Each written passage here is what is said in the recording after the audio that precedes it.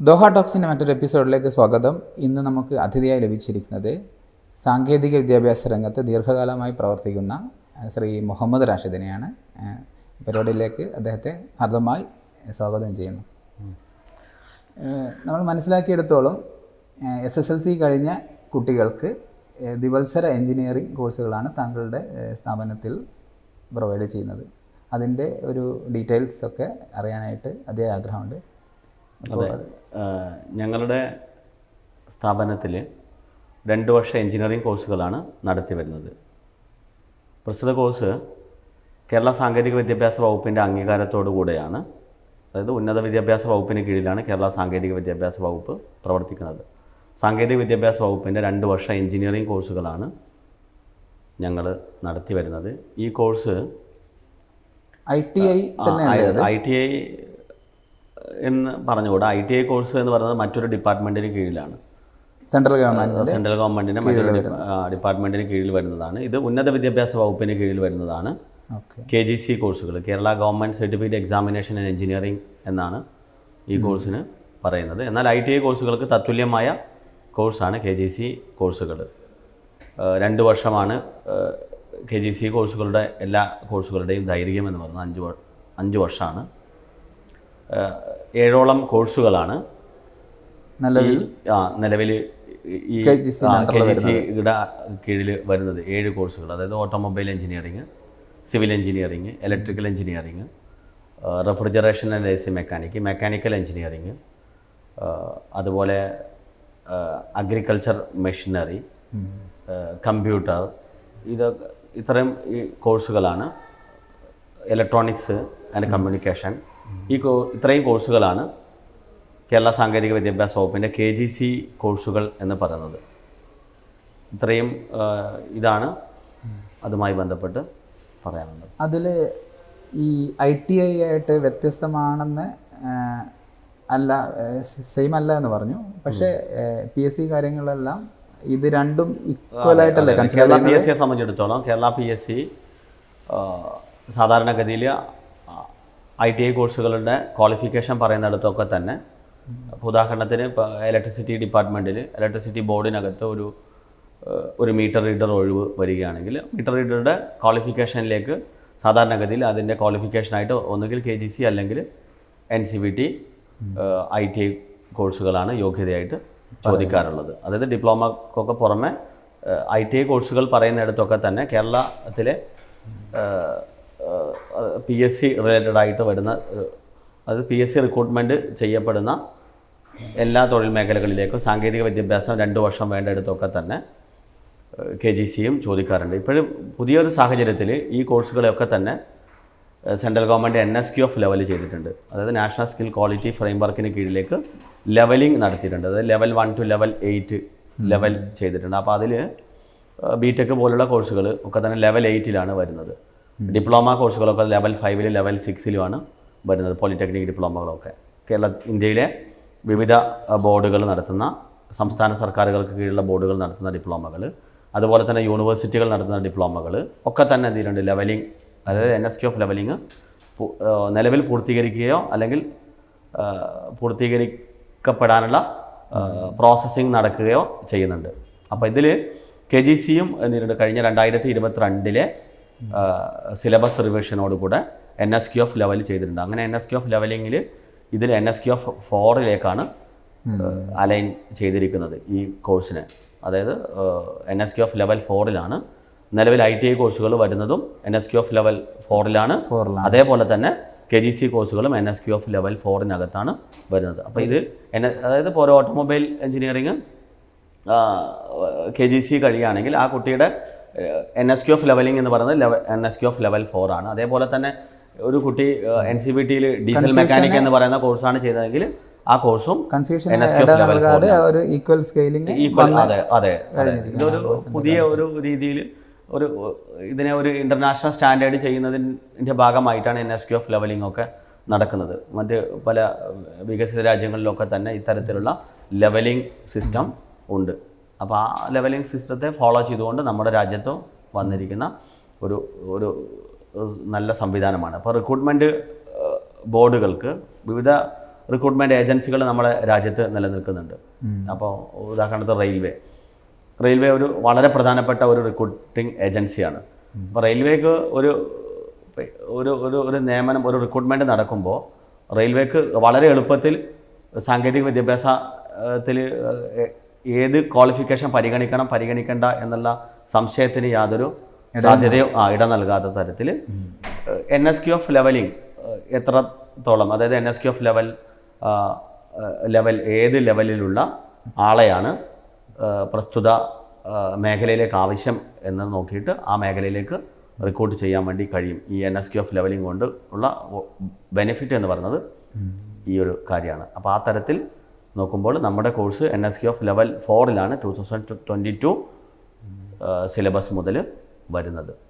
നിലവിൽ നിങ്ങളുടെ സ്ഥാപനത്തിൽ ഒരുപാട് വിദ്യാർത്ഥികൾ പഠിച്ചിറങ്ങി ഒരു കേരള ഗവൺമെൻറ് സെക്ടറിലെല്ലാം വർക്ക് ചെയ്യുന്നതായിട്ട് അറിയാൻ സാധിച്ചിട്ടുണ്ട്. അപ്പോൾ അല്ലാതെ അപ്ഡേറ്റ് ചെയ്യുന്ന നമ്മൾ KCBയിലൊക്കെ ജോലി ചെയ്യുന്ന പലരും ഈ കോഴ്സുകൾ ചെയ്യുന്നതും കണ്ടിട്ടുണ്ട്. അതിനെപ്പറ്റി അതെ KCB പോലുള്ള മേഖലയിൽ ജോലി ചെയ്യുന്ന, അതായത് നിലവിൽ ലൈൻമാനായിട്ടൊക്കെ വർക്ക് ചെയ്യുന്ന ആളുകൾ അവരുടെ പ്രൊമോഷന് വേണ്ടിയിട്ട് ചെയ്യുന്നുണ്ട്. KGC course electrical engineering 2 year electrical engineering course ചെയ്തു വരുന്നുണ്ട്. അങ്ങനെ ചെയ്യുന്നത് കൊണ്ട് അവർക്ക് അവരുടെ പ്രൊമോഷൻ സാധ്യതകൾ ഉണ്ട് എന്നുള്ളതാണ്. പുതിയ രീതിയിൽ പുതിയ CA റെഗുലേഷൻ പ്രകാരം, അതായത് ലൈൻമാനായിട്ട് വർക്ക് ചെയ്യുന്ന ആളുകൾ CA റെഗുലേഷൻ പ്രകാരം അവർക്ക് നിർബന്ധമായിട്ടും സാങ്കേതിക വിദ്യാഭ്യാസം ഉണ്ടായിരിക്കണം എന്നുള്ള ഒരു പുതിയ CA റെഗുലേഷൻ വന്നിട്ടുണ്ട്. അതിൻ്റെ ഭാഗമായിട്ട് നിർബന്ധമായിട്ടും KGC അല്ലെങ്കിൽ ഏതെങ്കിലും തരത്തിലുള്ള സാങ്കേതിക വിദ്യാഭ്യാസം നേടണമെന്നുള്ള ഒരു അനിവാര്യത വന്നിട്ടുണ്ട്. അപ്പം അതിൻ്റെ ഭാഗമായിട്ട് ആളുകൾ ചെയ്യുന്നുണ്ട്. സ്ഥാപനത്തിൻ്റെ പേര്, അവിടുത്തെ കോഴ്സുകൾ ഏതൊക്കെയാണ് നിലവിൽ? എൻ്റെ സ്ഥാപനം പേരാമ്പ്രയിലാണ്. പേരാമ്പ്ര ഇലക്ട്രോ ടെക്നിക്കൽ ഇൻസ്റ്റിറ്റ്യൂട്ട് എന്ന സ്ഥാപനമാണ് ഞാൻ നടത്തി വരുന്നത്. ഏറെ വർഷത്തെ പരിചയമുള്ള പ്രവർത്തന പാരമ്പര്യമുള്ള സ്ഥാപനമാണ്. എൻ്റെ സ്ഥാപനത്തിൽ automobile engineering, electrical engineering, civil engineering, wireman licence തുടങ്ങിയ കോഴ്സുകളൊക്കെയാണ്. എത്ര സീറ്റാണ് അവൈലബിൾ? അതിൻ്റെ ഒരു യോഗ്യത എന്താണ്? പഠിക്കാനുള്ള യോഗ്യത 10ാം ക്ലാസ് പാസ്സായ ആളുകൾക്ക് ചെയ്യാൻ പറ്റുന്ന കോഴ്സുകളാണ് ഇതൊക്കെ തന്നെ. 10ാം ക്ലാസ് യോഗ്യതയുള്ള ആളുകൾക്ക്, SSLC യോഗ്യതയുള്ള ആളുകൾക്ക് ചെയ്യാവുന്ന കോഴ്സുകളാണ്. 2 വർഷ എഞ്ചിനീയറിംഗ് കോഴ്സുകളാണ് ഇതൊക്കെ തന്നെ. അപ്പോൾ ഈ കോഴ്സ് പഠിക്കാനൊന്നും വലിയ, അതായത് സാങ്കേതിക വിദ്യാഭ്യാസത്തോട് താല്പര്യമുള്ള അത്തരം അഭിരുചിയുള്ള ആളുകൾക്ക് ചെയ്യാവുന്ന ഒരു ബെറ്റർ ഓപ്ഷനാണ്. നല്ല തൊഴിൽ സാധ്യത ഉണ്ട് എന്നുള്ളതാണ്. കാരണം ഇതിൽ ഇവരെ സംബന്ധിച്ചിടത്തോളം ഒരു ഫോർമാൽ ലെവലിൽ വർക്ക് ചെയ്യാൻ വേണ്ടി വളരെ ബേസിക്കായിട്ട് ജോലി ചെയ്യാൻ തയ്യാറാവുന്ന ആളുകൾ എന്നുള്ള നിലക്ക് കുട്ടികൾക്ക് വളരെ എളുപ്പം തൊഴിൽ ലഭിക്കാനുള്ള സാധ്യത ഉണ്ട് എന്നുള്ളതാണ്. അതായത് ഇപ്പോൾ ഉദാഹരണത്തിന് ഓട്ടോമൊബൈൽ ആണെങ്കിൽ ഓട്ടോമൊബൈലിൽ വളരെ വേഗത്തിൽ ഓട്ടോമൊബൈൽ വർക്ക്ഷോപ്പുകളിൽ, അതുപോലെ തന്നെ ഓട്ടോമൊബൈൽ ഇൻഡസ്ട്രിയിലുള്ള മേഖലകളിലൊക്കെ തന്നെ വളരെ വേഗത്തിൽ, ഉൾപ്പെടെയുള്ള ഗവൺമെന്റ് സെക്ടറിലേക്ക്, അതെ KSRTCയിലൊക്കെ എന്ത് ചെയ്യാൻ പറ്റും? KSRTCയുടെ മെക്കാനിക് പോസ്റ്റിലേക്കൊക്കെ ഇപ്പോൾ KGC ഇലക്ട്രിക്കൽ എഞ്ചിനീയറിംഗ് കഴിയുന്ന ഒരാൾക്ക് മെക്കാനിക്കൽ ഡിപ്പാർട്ട്മെന്റിലേക്ക് വരാൻ പറ്റും. മെക്കാനിക്കൽ അത് ഓട്ടോമൊബൈൽ കഴിയുന്ന ആളുകൾക്കും മെക്കാനിക്കൽ കഴിയുന്ന ആളുകൾക്കും എലിജിബിൾ ആണ്. അതെ, അവർ യോഗ്യരാണ് എന്നുള്ളതാണ്. അതായത് PSC നോട്ടിഫിക്കേഷനിൽ എത്ര സീറ്റാണ് ഇപ്പോൾ അവൈലബിൾ? അതായത് കേരളത്തിലെ മുഴുവൻ KGC സ്ഥാപനങ്ങളിൽ ഒരു ബാച്ചിൽ 30 സീറ്റ് മാത്രമേ അനുവദിക്കുന്നുള്ളൂ. അതായത് മാക്സിമം ഇൻടേക്ക് എന്ന് പറയുന്നത് 30 സീറ്റാണ്. ഒരു സ്ഥാപനത്തിൽ ഒരു ബാച്ചിൽ 30 സീറ്റ് മാത്രമേ റെഗുലറിൽ പറ്റുള്ളൂ. അതേപോലെ തന്നെ പാർട്ട് ടൈമിൽ 30 ആളുകളെ ചേർക്കാൻ പറ്റും. അതായത് പാർട്ട് ടൈം ഈവനിങ് ബാച്ചുണ്ട്. പുതിയ രീതിയിൽ പാർട്ട് ടൈം ഈവനിങ്ങിൽ തുമാരൻ കൂടിയൊക്കെ പറഞ്ഞതായിട്ടുണ്ട്. കൂടുതലും നമ്മൾ ITI കഴിഞ്ഞ ആളുകളാണ് ജോലി സാധ്യത ഏറെ ഉള്ളത്. അപ്പോൾ അതിനനുസരിച്ചുള്ള ഒരു ഔട്ട്കം ആണോ വരുന്നത്, അതോ അതിൽ കൂടുതലുണ്ടോ കുറവാണോ? ITI കഴിഞ്ഞ ആളുകളുടെ ഒരു സാധ്യത എന്ന് പറഞ്ഞാൽ ഞാൻ നേരത്തെ പറഞ്ഞതുപോലെ തന്നെ ITI അല്ലെങ്കിൽ ഇതുപോലുള്ള ദ്വിവത്സര എഞ്ചിനീയറിംഗ് കോഴ്സുകൾ കഴിയുന്ന ആളുകളെ സംബന്ധിച്ചിടത്തോളം അവരുടെ മനോഭാവം എന്ന് പറയുന്നത് ഏറ്റവും താഴേക്കിടയിൽ ജോലി ചെയ്യാനുള്ള, അതായത് ഫോർമാൻ, ഒരു കമ്പനിയിൽ ഏറ്റവും ബേസിക് ആയിട്ടുള്ള ജോലികൾ ചെയ്യാൻ വേണ്ടിയിട്ട് ഉള്ള ഒരു മാനസികാവസ്ഥയുള്ള ആളുകളാണ്. അത്തരത്തിൽ മാത്രമല്ല, ഞങ്ങളുടെ ട്രെയിനിങ് രീതിയും ആ തരത്തിൽ പ്രാക്ടിക്കലിന് ഇമ്പോർട്ടൻസ് കൊടുക്കുന്ന തരത്തിലുള്ളതാണ്. അതായത് കുറേ തിയറി പഠിപ്പിക്കുന്നതിന് പകരം അവരുടെ സിലബസിനകത്ത് 70% പ്രാക്ടിക്കലിനാണ് പ്രാധാന്യം കൂടുതലുള്ളത്. അത് കൂടുതൽ പ്രാക്ടിക്കൽ പഠിപ്പിക്കുക, അതായത് അവരെ വർക്ക് ചെയ്താണ് എന്ത് ചെയ്യുന്നത് പഠിപ്പിക്കുന്നത്. അതുകൊണ്ട് തന്നെ തൊഴിൽ സാധ്യത വളരെ കൂടുതലാണ് എന്നുള്ളതാണ്. അതായത് ഒരാൾ പോലും, അതായത് എൻ്റെയൊക്കെ അനുഭവത്തിൽ കോഴ്സ് കഴിയുന്ന ആളുകൾ അവർ വെറുതെ നടക്കേണ്ട ഒരു സാഹചര്യം, അവന് ഒരു കോഴ്സ് കഴിയുന്നവന് തൊഴിൽ വേണം എന്ന് ആഗ്രഹിക്കുന്ന ഒരുത്തനാണെങ്കിൽ അവന് ജോലി കിട്ടാത്ത ഒരു സാഹചര്യവും നിലവിലത്തെ സാഹചര്യത്തിൽ ഇല്ല എന്നുള്ളതാണ് എൻ്റെ ഇത്രയും കാലത്തെ അനുഭവത്തിൽ നിന്ന് എനിക്ക് മനസ്സിലാക്കാൻ കഴിഞ്ഞിട്ടുള്ളത്. എത്ര കുട്ടികൾ ഇറങ്ങിയിട്ടുണ്ടാവും നമ്മുടെ ഞാൻ 2011 മുതലാണ് കേരള സർക്കാർ സാങ്കേതിക വിദ്യാഭ്യാസ വകുപ്പിൻ്റെ കീഴിലുള്ള കോഴ്സുകൾ നടത്തി വരുന്നത്. 2011 ശേഷം 100 കണക്കിന് വിദ്യാർത്ഥികൾ നമ്മുടെ സ്ഥാപനത്തിൽ നിന്ന് കോഴ്സുകൾ പൂർത്തീകരിക്കുകയും പുറത്തു പോവുകയും സർക്കാർ മേഖലയിൽ ജോലി ചെയ്യുന്നവരുണ്ട്, സ്വകാര്യ മേഖലയിൽ ജോലി ചെയ്യുന്നവരുണ്ട്, കൂടാതെ വിദേശ രാജ്യങ്ങളിൽ ജോലി ചെയ്യുന്നവരുണ്ട്. അങ്ങനെ എല്ലാ മേഖലയിലും ജോലി ചെയ്യുന്ന ആൾക്കാരുണ്ട്. സർക്കാർ മേഖലയിൽ നിലവിൽ ജോലി ചെയ്യുന്ന ആളുകളും പ്രൊമോഷന് വേണ്ടി ധാരാളം ആളുകൾ നമ്മുടെ സ്ഥാപനത്തെ, നമ്മുടെ ജില്ലയുടെ വിവിധ ഭാഗങ്ങളിലുള്ള ആളുകൾ ഞങ്ങളുടെ സ്ഥാപനത്തിൽ വരുന്നുണ്ട്. കഴിഞ്ഞ 1-2 അധ്യയന വർഷത്തിലായിട്ട് ഏറ്റവും മികച്ച റിസൾട്ടുകൾ നമുക്ക് ഉണ്ട് എന്നുള്ളതാണ്. ഏറ്റവും മികച്ച റിസൾട്ട് എന്ന് പറയുമ്പോൾ കഴിഞ്ഞ വർഷത്തെ സ്റ്റേറ്റ് ടോപ്പർ നമ്മുടെ വിദ്യാഭ്യാസ സ്ഥാപനത്തിൽ നിന്ന് പഠിച്ചിറങ്ങിയ ഇലക്ട്രിക്കൽ വിദ്യാർത്ഥിയാണ്. സ്റ്റേറ്റിൽ ഏറ്റവും കൂടുതൽ മാർക്ക് വാങ്ങിയ ആള്. അത് പേരാമ്പ്ര KCBയിൽ ജോലി ചെയ്യുന്ന ആളാണ് സുരേഷ്. അദ്ദേഹമാണ് കഴിഞ്ഞ വർഷം നമുക്ക് തൊട്ട് മുമ്പത്തെ റിസൾട്ടിൽ 9 ഡിസ്റ്റിങ്ഷനുകൾ തന്നെ ഉണ്ടായിരുന്നുള്ളത്. അപ്പം അങ്ങനെ അതൊക്കെ വളരെ സാധാരണഗതിയിൽ വളരെ ഹയറായിട്ട് കുട്ടികൾ കൂടുതൽ നല്ല റിസൾട്ട് ഉണ്ടാവുക എന്ന് പറയുന്നത് വളരെ വളരെ പ്രധാനപ്പെട്ട സംഗതിയാണ് ഈ മേഖലയിൽ. പ്രത്യേകിച്ചും കഴിഞ്ഞ ഒരു സാഹചര്യം എന്നൊക്കെ പറയുന്നത് കോവിഡിൻ്റെയൊക്കെ വളരെ പ്രതികൂലമായ സാഹചര്യത്തിലാണ് ഇത്തരത്തിൽ വളരെ നല്ല റിസൾട്ടുകൾ നമുക്ക് ഉണ്ടാക്കാൻ വേണ്ടി സാധിച്ചിട്ടുള്ളത്. പുതിയ അപ്ഡേഷനെ പറ്റി പറഞ്ഞല്ലോ. അപ്പോൾ NSQ ഓഫ് ലെവലിംഗ്, അപ്പോൾ അതുമായി ബന്ധപ്പെട്ട് നിങ്ങളുടെ ലാബ് ഫെസിലിറ്റീസൊക്കെ വർദ്ധിപ്പിക്കേണ്ടതുണ്ടോ, അതോ നിലവിലുള്ള സാഹചര്യം തന്നെ മതിയാവില്ല? ഒരിക്കലും മതിയാവില്ല. അതായത് NSQ ഓഫ് ലെവലിങ്ങിൻ്റെ ഭാഗമായിട്ട് അല്ലെങ്കിൽ ഏതൊരു സിലബസും പരിഷ്കരിക്കപ്പെടുമ്പോൾ ആ സിലബസ് പരിഷ്കരണത്തിൻ്റെ ഭാഗമായിട്ട് ലാബ് ഫെസിലിറ്റികളും സൗകര്യങ്ങളൊക്കെ വർദ്ധിപ്പിക്കേണ്ടത് അത്യാവശ്യമായിട്ടുള്ള കാര്യമാണ്.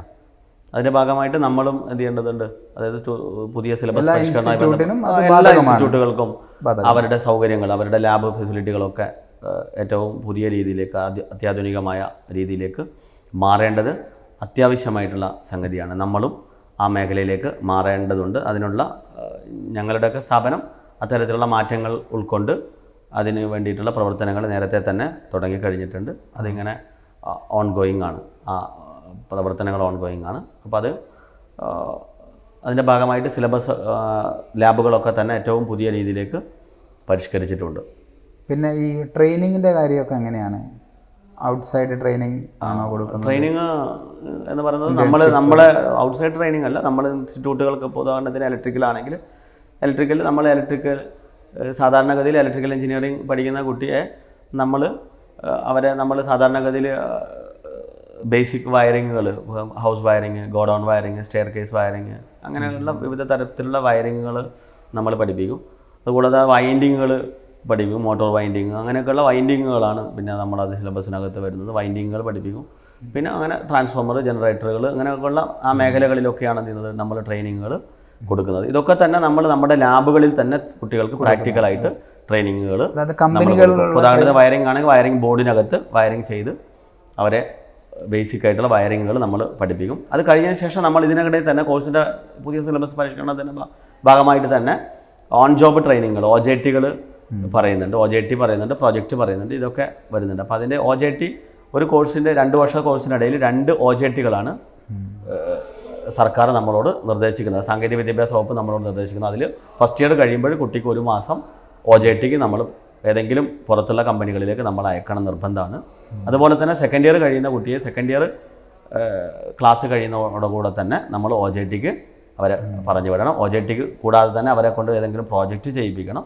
അതിനുശേഷമാണ് സാങ്കേതിക വിദ്യാഭ്യാസ വകുപ്പിൻ്റെ പരീക്ഷ നടക്കുന്നത്. സാങ്കേതിക വിദ്യാഭ്യാസ വകുപ്പാണ് പരീക്ഷ നടത്തുന്നത്. പരീക്ഷ നടത്തി കുട്ടിക്ക് സർട്ടിഫിക്കേഷൻ പിന്നെ ലൈസൻസിങ് പ്രൊസീജിയർ എങ്ങനെയാണ്? തീർച്ചയായിട്ടും ലൈസൻസിങ് പ്രൊസീജിയർ എന്ന് പറയുന്നത് ഇപ്പോൾ സർട്ടിഫിക്കറ്റ് നമുക്കറിയാം ബിടെക് പോലെ ഡിപ്ലോമ പോലെ അല്ല, അതിൻ്റെ തൊട്ട് താഴെയായിട്ടാണ് ഈ കോഴ്സ് വരുന്നത്. പക്ഷേ പ്രാക്ടിക്കലിന് വലിയ പ്രാധാന്യം ഈ കോഴ്സിനുണ്ട്. ലൈസൻസ് ലഭിക്കുന്നത് ഇപ്പോൾ ഉദാഹരണത്തിന് ഇലക്ട്രിക്കലാണ് കഴിയുന്ന കുട്ടിയാണെങ്കിൽ ഇലക്ട്രിക്കലിൽ ലൈസൻസ് ലഭ്യമാവണമെങ്കിൽ അവന് എക്സ്പീരിയൻസ് കൂടെ വേണ്ടത് അത്യാവശ്യമാണ്. അതായത് 3 വർഷത്തെ എക്സ്പീരിയൻസോട് കൂടിയാണ് എന്ത് ചെയ്യുന്നത് ഇവന് ഇലക്ട്രിക്കലിൽ ലൈസൻസ് ലഭിക്കുന്നത്. അപ്പോൾ ലൈസൻസിന് ലഭിക്കണമെങ്കിൽ നിർബന്ധമായിട്ടും അവരുടെ എക്സ്പീരിയൻസിന് കൂടെ പ്രാധാന്യം ഉണ്ട്. പൊതുവിൽ കേരളത്തിലെ വിദ്യാഭ്യാസ മേഖലയിൽ കുട്ടികളെ ലഭിക്കാത്തതായിട്ടുള്ള ഒരു സ്ഥിതിവിശേഷമുണ്ട് പല ഇൻസ്റ്റിറ്റ്യൂട്ടുകൾക്കും. അപ്പോൾ സാങ്കേതിക വിദ്യാഭ്യാസ മേഖലയിൽ അങ്ങനെ പുറത്തോട്ട് പോയിട്ട് ഔട്ട്സൈഡ് ഇന്ത്യ ഒക്കെ പോകുന്ന ട്രെൻഡ് വന്നിട്ടുണ്ട്. കുട്ടികൾ പുറത്തോട്ട് പോയിട്ട് പഠിക്കുന്ന ഒരു ട്രെൻഡ് ഈ പുതിയ കാലത്ത് വളരെ കൂടുതലായിട്ട് നമ്മൾ കണ്ടുവരുന്നുണ്ട്. കുട്ടികൾ പുറത്തോട്ട് പോയി എന്ന് പറയുമ്പോൾ നമ്മൾ പുറം രാജ്യങ്ങളിൽ പോയിട്ട് കുട്ടികൾ പഠിക്കുന്നുണ്ട്. വലിയ രീതിയിലുള്ള മൈഗ്രേഷൻ ആ മേഖലയിൽ എന്ത് ചെയ്യുന്നുണ്ട്. പുറം രാജ്യങ്ങളിലേക്കുള്ള മൈഗ്രേഷൻ നമ്മുടെ സംസ്ഥാനത്തു നിന്നാണെങ്കിലും നമ്മുടെ രാജ്യത്തു നിന്നാണെങ്കിലും നിലവിലത്തെ സാഹചര്യത്തിൽ ഉണ്ട് എന്നുള്ളത് സത്യമാണ്. അതേപോലെ തന്നെ പുറം സംസ്ഥാനങ്ങളിൽ എന്ത് ചെയ്യുന്നുണ്ട്, സ്വാശ്രയ മേഖലകളിലേക്ക് പോയിട്ട് കുട്ടികൾ ധാരാളം പഠനത്തിന് വേണ്ടി, അത് എഞ്ചിനീയറിംഗ് വിദ്യാഭ്യാസം ആണെങ്കിലും മെഡിക്കൽ വിദ്യാഭ്യാസം ആണെങ്കിലും മറ്റ് ശാസ്ത്ര സാങ്കേതിക മേഖലകളിലൊക്കെ തന്നെയാണെങ്കിലും അല്ലാതെയുള്ള മാനവിക വിഷയങ്ങളാണെങ്കിലും ഒക്കെ തന്നെ കുട്ടികൾ പുറത്തു പോയിട്ട് പഠിക്കുന്ന ഒരു പ്രവണത കാണുന്നുണ്ട്. അവരുടെ ലാംഗ്വേജ് ഡെവലപ്പ് ചെയ്യാൻ വേണ്ടിയിട്ട് മറ്റു പല കാര്യങ്ങളും, മറ്റു പല കുട്ടികളുടെ ഫ്രീഡം അങ്ങനെയൊക്കെയുള്ള കാര്യങ്ങളൊക്കെ ബേസ് ചെയ്തിട്ട് കുട്ടികൾ പുറത്തു പോയി പഠിക്കുന്ന ട്രെൻഡ് വളരെ കൂടുതലാണ്. പക്ഷേ നമ്മുടെ പോലുള്ള KGC പോലുള്ള കോഴ്സുകൾ ചെയ്യാൻ വേണ്ടിയിട്ട് പുറത്തു പോയിട്ട് പുറം സംസ്ഥാന ഗവൺമെൻറ്റുകൾക്ക് കീഴിൽ എന്തില്ല ഈ KGC കോഴ്സുകൾ ഇല്ല. ഇത് കേരള ഗവൺമെൻറ്റിൻ്റെ സാങ്കേതിക വിദ്യാഭ്യാസ വകുപ്പിന് കീഴിൽ വരുന്ന കോഴ്സാണ്. കേരളത്തിൽ മാത്രമാണ് ഇതിന് വിദ്യാഭ്യാസ സ്ഥാപനങ്ങൾ, അതായത് ഇത്തരത്തിലുള്ള അഫിലിയേറ്റഡ് ആയിട്ടുള്ള ഇൻസ്റ്റിറ്റ്യൂട്ടുകൾ ഉള്ളത്. ഏകദേശം ഒരു 200ഓളം ഇൻസ്റ്റിറ്റ്യൂട്ടുകൾ കേരളത്തിനകത്ത് KGC കോഴ്സുകൾ നടത്തുന്നതിനുള്ള അഫിലിയേറ്റഡ് ആയിട്ടുള്ള സ്ഥാപനങ്ങൾ. ശരിക്കും SSLC കഴിഞ്ഞാൽ ഒരു തൊഴിലധിഷ്ഠിത വിദ്യാഭ്യാസം എന്ന് പറയുന്നത് ഏറ്റവും ഈസി ആയിട്ട് വളരെ കോഴ്സ് കഴിഞ്ഞാൽ ഡയറക്റ്റ് തീർച്ചയായിട്ടും ഫീൽഡിലോട്ട് കാലെടുത്ത് വെക്കാൻ സാധിക്കുന്ന തീർച്ചയായിട്ടും ഇതിൻ്റെ ഒരു സാധ്യത എന്ന് പറയുന്നത് SSLC കഴിഞ്ഞ ഒരാൾക്ക് നേരിട്ട് ഈ കോഴ്സിൽ ചേരാം എന്നുള്ളതാണ്. ഈ കോഴ്സ് പഠിക്കുന്നതിന് യാതൊരു വിധത്തിലുള്ള ഏജ് ബാരിയറും ഇല്ല, അപ്പർ ഏജ് ലിമിറ്റ് ഇല്ല. അപ്പം SSLC കഴിയുക എന്ന് പറയുന്നതാണ് ഇതിൻ്റെ ഒരു ബേസിക് ക്വാളിഫിക്കേഷൻ എന്ന് പറയുന്നത്. SSLC കഴിഞ്ഞ ഒരാൾക്ക് SSLC കഴിഞ്ഞ് ഈ കോഴ്സിലേക്ക് വരികയും 2 വർഷത്തെ സാങ്കേതിക വിദ്യാഭ്യാസം കിട്ടിയ ഒരാൾക്ക് ലാറ്ററൽ എൻട്രി അഡ്മിഷൻ വഴി പോളിടെക്നിക്കിൽ സെക്കൻഡ് ഇയറിൽ അഡ്മിഷൻ നേടാൻ വേണ്ടി പറ്റും. ഫസ്റ്റ് ഇയർ പഠിക്കേണ്ടതില്ല, സെക്കൻഡ് ഇയറിൽ അഡ്മിഷൻ നേടാൻ പറ്റും. പോളിടെക്നിക്ക് കഴിഞ്ഞ് നേരെ കുട്ടിക്ക് വേണമെങ്കിൽ ബിടെക്കിന് പോവുകയാണെങ്കിൽ ബിടെക്കിന് വീണ്ടും ലാറ്ററൽ എൻട്രിയിൽ സെക്കൻഡ് ഇയറിൽ ബിടെക്കിന് കിട്ടും.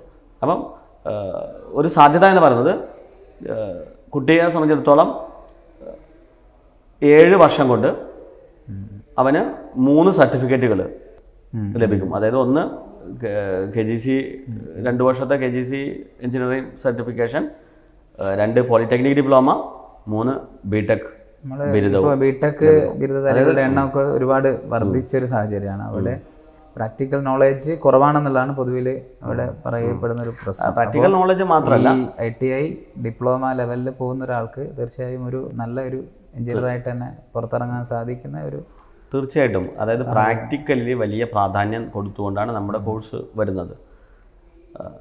ബിടെക് കഴിയുന്ന ആളുകളുടെ മനോഭാവവും അല്ലെങ്കിൽ ഡിപ്ലോമ കഴിയുന്ന ആളുടെ മനോഭാവവും നമ്മുടെ ഈ ഒരു 2 ഇയർ എഞ്ചിനീയറിംഗ് കോഴ്സ് കഴിയുന്ന കുട്ടിയുടെ മനോഭാവത്തിലും വലിയ വ്യത്യാസമുണ്ട്. ഇവരെപ്പോഴും ഞാൻ നേരത്തെ പറഞ്ഞിട്ടുണ്ട്, നമ്മുടെ സംസാരത്തിനിടയിൽ തന്നെ നേരത്തെ തന്നെ ഞാൻ പറഞ്ഞിട്ടുണ്ട്, അതായത് ഈ തരം കോഴ്സ് ചെയ്യുന്ന കുട്ടിയുടെ മനോഭാവം ഒരു ഫോർമാൽ ലെവലിൽ ഏറ്റവും താഴേക്കടയിൽ ബേസിക് ലെവലിൽ വർക്ക് ചെയ്യാൻ, അതായത് ജോബ് ലെവലുകളുണ്ടല്ലോ, അപ്പോൾ ആ ജോബ് ലെവലുകളിൽ ഏറ്റവും ബേസിക് ആയിട്ട് വർക്ക് ചെയ്യാൻ തയ്യാറായിട്ടുള്ള വിഭാഗമാണ് ITI-കാർ എന്നുള്ളതാണ്. അതിൽ ഡിപ്ലോമ ഇനി ബിടെക് ചെയ്യാൻ ഉദ്ദേശിക്കുന്ന ഒരാളാണ് ഡിപ്ലോമ ചെയ്യാതെ ബിടെക് ചെയ്യാൻ സാധിക്കുമോ? ഡിപ്ലോമ ചെയ്യാതെ പറ്റില്ല. നിലവിലത്തെ സാഹചര്യത്തിൽ 2 ഇയർ കോഴ്സ് കഴിയുന്ന ഒരാൾക്ക് അടുത്ത ഓപ്ഷൻ എന്ന് പറഞ്ഞാൽ ഡിപ്ലോമ ചെയ്തിട്ട് പോവുക എന്നുള്ളതാണ്.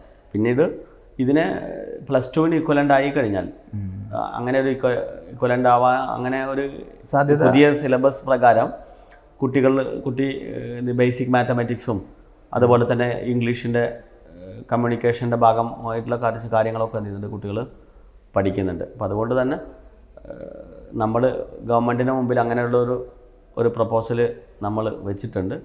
അതായത് ഇതിനെ +2-ന് കൂടെ ഈക്വലൻ്റ് ആക്കാൻ വേണ്ടിയിട്ട്. അപ്പം അങ്ങനെ വരുന്ന സാഹചര്യത്തിൽ നമ്മുടെ ഒരു ആവശ്യത്തിൻ്റെ ഭാഗമാണ്, ആവശ്യമാണ് ഇതിനെ 2 ഇയർ പ്രൊഫഷണൽ ഡിപ്ലോമ എന്നുള്ള രീതിയിലേക്ക് മാറ്റണം എന്നുള്ളതും. പക്ഷേ താങ്കൾ പറഞ്ഞതുപോലെ ഒരു ജോബ് റിലേറ്റഡ് ആയിട്ടുള്ള ഒരു കോഴ്സ് എന്ന നിലക്ക് ഈ 2 വർഷ ദിവത്സര എഞ്ചിനീയറിംഗ് കഴിഞ്ഞിട്ട് നേരെ തൊഴിൽ സാധ്യത ധാരാളം ഉള്ളതുകൊണ്ട് ഇതിന് കൂടുതലും കുട്ടികൾ വരുന്നത് സാധാരണക്കാരായ കുട്ടികൾ ഏറ്റവും എളുപ്പത്തിൽ തൊഴിൽ നേടുക, ഏറ്റവും വേഗത്തിൽ ജോലി നേടുക എന്നുള്ള രീതിയിലാണ് കുട്ടികൾ കോഴ്സിലേക്ക് വരുന്നത്.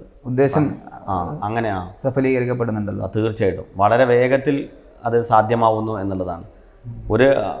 നമ്മളെ സംബന്ധിച്ചിടത്തോളം എൻ്റെ സ്ഥാപനത്തെ സംബന്ധിച്ചിടത്തോളം എന്നുള്ളത് മാത്രമല്ല, എല്ലാ KGC സ്ഥാപനങ്ങളെ സംബന്ധിച്ചിടത്തോളം ആ സ്ഥാപനങ്ങളൊക്കെ തന്നെ പെട്ടെന്ന് വളരെ എളുപ്പത്തിൽ പ്ലേസ്മെൻറ്റ് കുട്ടികൾക്ക് കൊടുക്കാൻ വേണ്ടി പറ്റുന്നു എന്നുള്ളത് ഒരു സത്യമാണ്.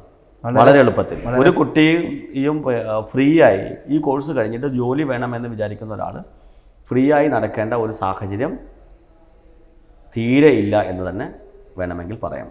വളരെ ഗഹനമായി നമ്മുടെ ഈ സാങ്കേതിക വിദ്യാഭ്യാസ മേഖലയിലെ കോഴ്സുകളെ പറ്റിയും അതിൻ്റെ സാധ്യതകളെ പറ്റിയും ഒക്കെ വിശദമായി ശ്രീ റാഷിദ് സംസാരിച്ചു. അദ്ദേഹത്തെ കാണുമ്പോൾ ഒരുപാട് കുട്ടികൾക്ക് ലൈഫ് കൊടുത്ത് എന്ന് വേണമെങ്കിൽ പറയാം നമ്മൾക്ക്.